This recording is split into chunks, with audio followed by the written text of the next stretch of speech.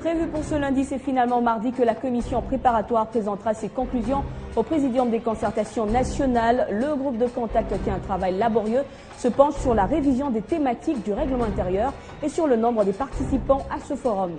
Et puis le rendez-vous a été respecté ce lundi à la primature. Ministre et gouverneur de la Banque centrale du Congo, réunis autour du Premier ministre, ont fait le point sur la revue de la situation économique de la RDC. Un accent particulier a été porté sur le recensement de la population et la dédollarisation. Le point sur l'actualité, bienvenue à tous. On commence avec les concertations nationales. Le groupe de contact de ce forum, qui a débuté les travaux samedi dernier, devrait présenter ses conclusions ce lundi au terme des 72 heures accordées par le Présidium. Mais au regard de la quantité du travail, les travaux ont été prolongés jusqu'à mardi. Le groupe de contact se penche sur la révision des thématiques du règlement intérieur ainsi que sur le nombre des participants à ces concertations nationales. Affaire Mohindo, les membres du MSR, parti de la majorité présidentielle, ont échangé ce lundi avec le secrétaire général de cette famille politique, Aubin Minakou. Ils sont revenus sur la suspension de leurs activités politiques en marge de la tenue des concertations nationales. Cette deuxième force politique de la majorité présidentielle a donc levé sa suspension. Elle a fait savoir dans un communiqué.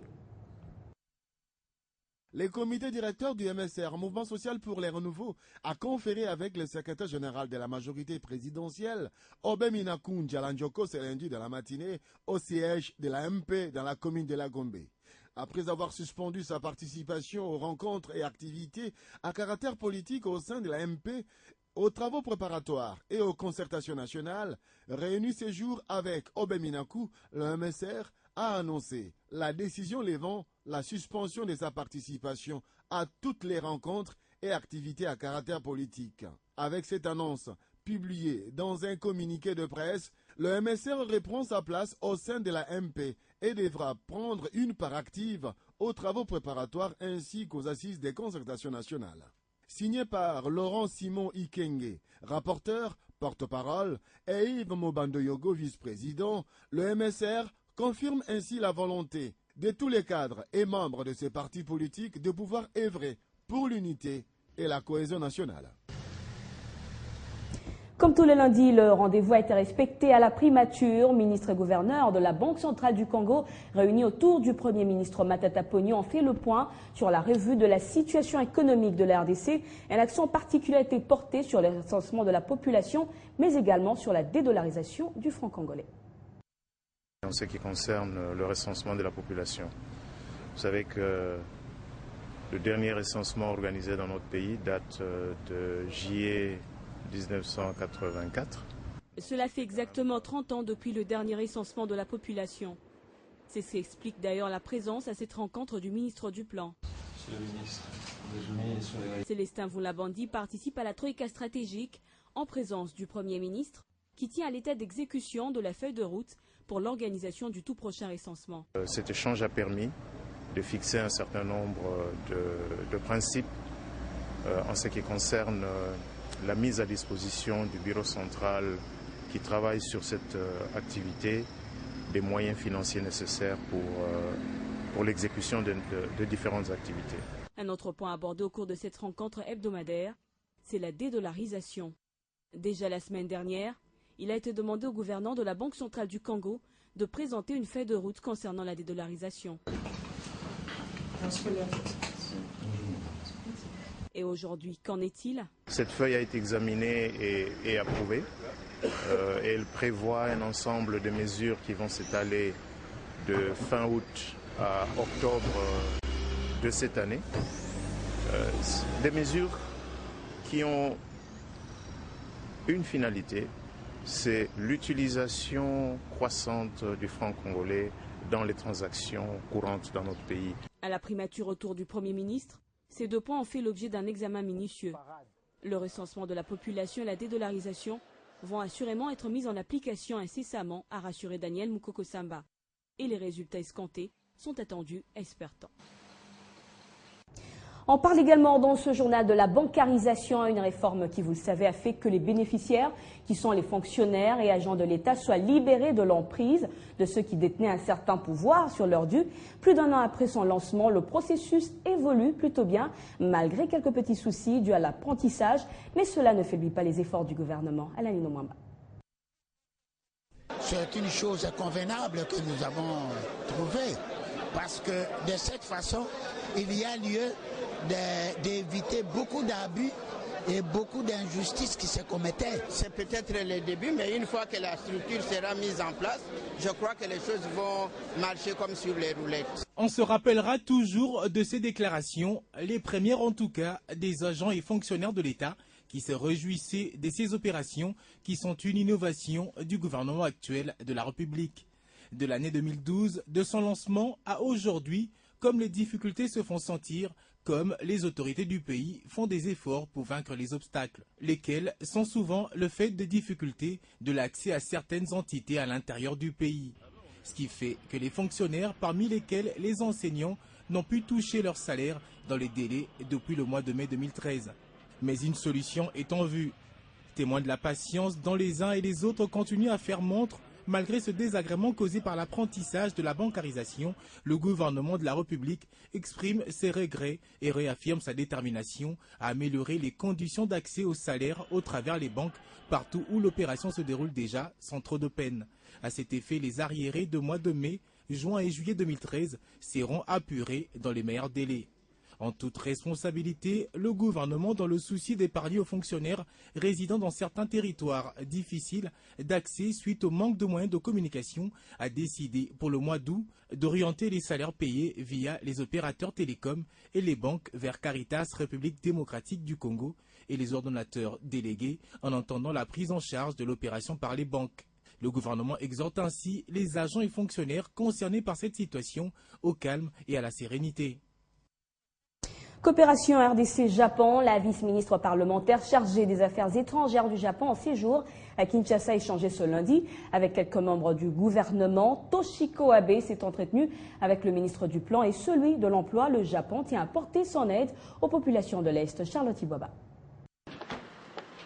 40 millions de dollars américains, c'est le montant octroyé par le gouvernement japonais pour soulager tant soit peu les Congolais victimes de la guerre dans l'Est de la RDC.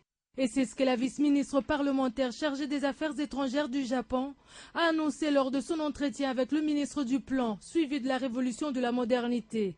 Nous avons longuement échangé sur le fonds de contrepartie qui est alimenté grâce à la contribution du gouvernement japonais. Mais également, nous avons échangé sur beaucoup d'autres projets, notamment la possibilité d'obtenir un appui dans les domaines de réformes sur les climats d'affaires. Le séjour étant chargé pour elle, après le ministère du Plan, la vice-ministre Toshiko s'est rendue au ministère de l'Emploi et Prévoyance sociale. Ici, elle était accompagnée de l'ambassadeur du Japon en RDC, rencontre à laquelle a pris part le directeur général de l'Institut national de préparation professionnelle, structure que le Japon appuie pour la formation professionnelle en RDC. La formation professionnelle dans le pays reste donc une priorité pour le Japon. C'est ce qui explique cette descente ici à l'INPP de la vice-ministre venue palper du doigt les réalisations de l'établissement que son pays finance. Il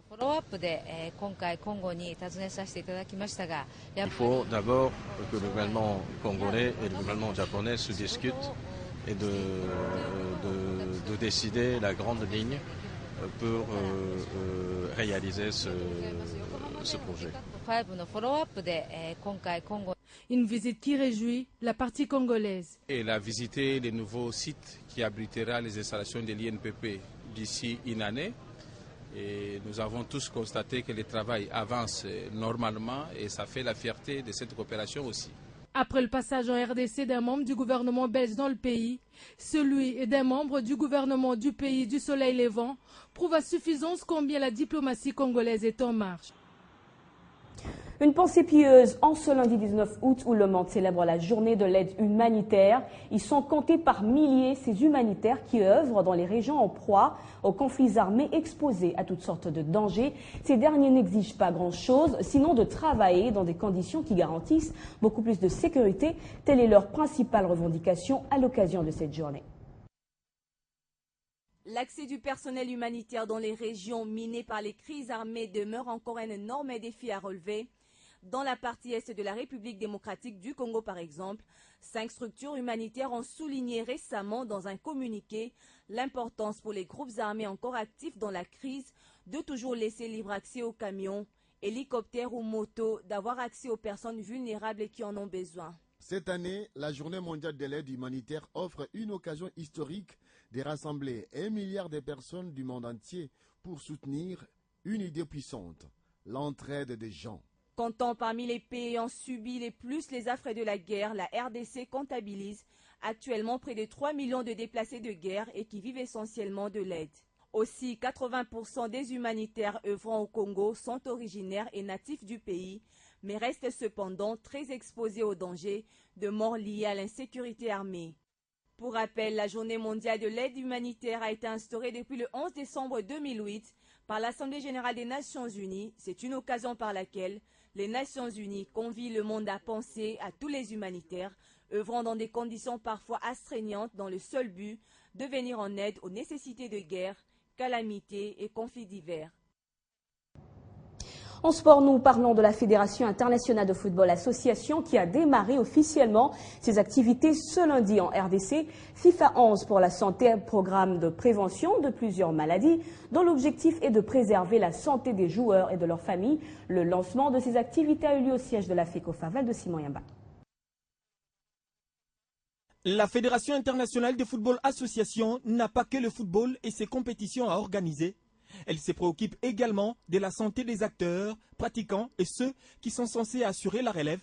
Du point de vue sanitaire, elle vient de lancer en RDC un de ses programmes, 11 pour la santé. 11 pour la santé est l'un des nombreux programmes que la FIFA a développé dans le cadre de son programme de développement vis-à-vis de tous les footballeurs sur la planète.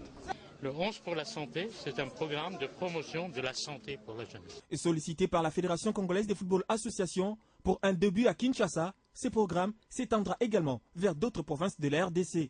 À travers ce projet, la FECOFA aura démontré que le football n'est pas seulement le jeu, mais qu'aujourd'hui c'est le jeu au profit de la prévention contre un certain nombre de maladies, donc le football pour la santé. Le football étant devenu un meilleur vecteur pour faire passer les messages de prévention pour la santé, le ministère de l'enseignement primaire, secondaire et professionnel promet un soutien sans faille. Nos enseignants vont entrer en formation avec les experts de la FIFA, justement pour qu'ils puissent aussi dispenser aux élèves ces messages 11 pour la santé. Et ce projet de prévention des maladies lancé par la FIFA est aussi un moyen d'éviter des dépenses occasionnées par des maladies. Économiquement, nous gagnons parce qu'il y aura moins de fréquentation des hôpitaux pour les maladies. Pour l'Organisation mondiale de la santé, 11 pour la santé de la FIFA est un programme qui contribue à éviter les principaux facteurs des risques de mortalité dans le monde. Et on va finir avec cette triste nouvelle. Le célèbre pharmacien congolais Tondele Diazolo Basile n'est plus. Il s'est éteint le 9 août dernier à Kinshasa et ce lundi, il a été porté en terre. Tondele Diazolo était considéré comme l'un des plus grands pharmaciens qui ait connu la RDC. Sa famille, ses proches ainsi que certains membres du gouvernement lui ont rendu un dernier hommage. Regardez. C'est un grand du domaine que l'ordre des pharmaciens et la RDC pleure. L'une des figures remarquables dans le domaine de la pharmacie. Décédé le 9 août de suite d'une maladie, Basile Tondele a reçu des hommages mérités ce lundi en reconnaissance de son apport intellectuel dans l'invention de plusieurs produits. Le souvenir est encore vivant dans les esprits des uns et des autres. Il avait commencé d'abord par le produit Méamycine, qui est un antidiarrhéique, anti-amibien. Et après la Méamycine, il a lancé sur le marché un produit qu'on appelle diazostimile. C'est un stimulant sexuel. Nous pouvons retenir que de tels personnages ici au Congo, on en a très peu. Parce que ce qu'il a fait pour le pays, c'est très énorme. De médicaments,